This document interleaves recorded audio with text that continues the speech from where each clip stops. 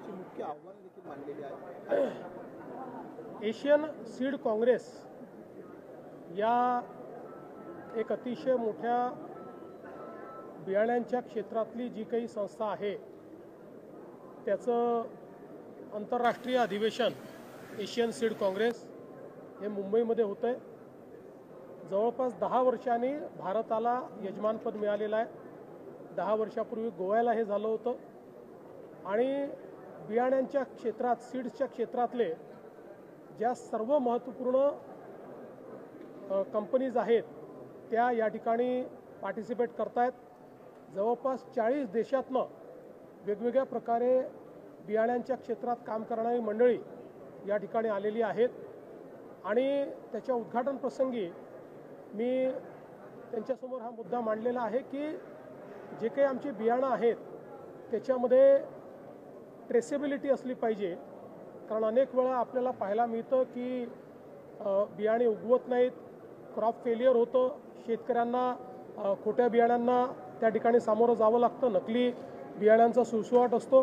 त्यामुळे ब्लॉकचेन पद्धतीनं पुढच्या काळामध्ये बियाण्यांचा सर्व व्यवहार झाला पाहिजे आणि त्याचसोबत आज वातावरणातल्या बदलांचा जो शेतीवर परिणाम होतोय त्या परिणामाचा विचार करून आपल्याला बियाण्यांच्या क्षेत्रामध्ये इनोव्हेशन आणलं पाहिजे आणि नवीन प्रकारचे वाढ की जे क्लायमेट रेझिलियंट म्हणजे वातावरणातल्या बदलाचा जो परिणाम आहे त्या परिणामाला त्याचा सामना करू शकतील अशा प्रकारचं बियाणं आपल्याला तयार करता आलं पाहिजे.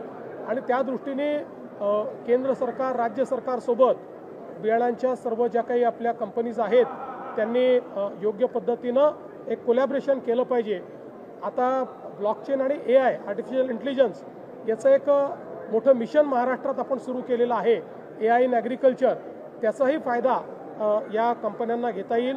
मी पद्मश्री राहीबाई पोपरे यांचा देखील या ठिकाणी उल्लेख केलेला आहे की त्यांनी कशा प्रकारे पारंपरिक भारतीय बियाण्यांना त्या ठिकाणी त्याचं संवर्धन केलं. त्यामुळे पारंपरिक भारतीय बियाणे आणि आधुनिक विज्ञान यांचा समन्वय साधून वातावरणातल्या बदलामध्ये चांगल्या पद्धतीचं पीक येईल अशा प्रकारची बियाणे तयार करणं, अशा प्रकारचे वाण तयार करणं या संदर्भात संपूर्ण या ठिकाणी विचार व्हावा अशी अपेक्षा व्यक्त केली आहे. खूप चांगल्या नवीन टेक्नॉलॉजीज, नवीन वाण या ठिकाणी किंवा ते तयार करण्याचे कोलॅबरेशन्स हे या काँग्रेसच्या माध्यमातून होणार आहेत आणि म्हणून त्याला मी अतिशय मनापासून शुभेच्छा देतो. भाषणात असा देखील उल्लेख केला की 25 लाख हेक्टर जमिनीवरती आपण नैसर्गिक शेती करायचं ठरवलेलं आहे. यापूर्वी राजभवनामध्ये देखील एक मोठा कार्यक्रम झाला होता.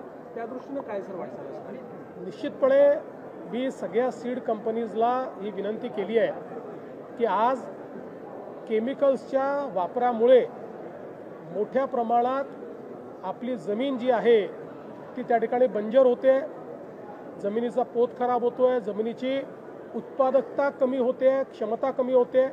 आणि म्हणून आता प्रधानमंत्री नरेंद्र मोदीजींनी जे आपल्याला नैसर्गिक शेतीचं मिशन दिलं आहे त्या मिशनच्या अंतर्गत महाराष्ट्रामध्ये 25 लाख हेक्टर जमीन ही नैसर्गिक शेतीखाली आणायची आहे.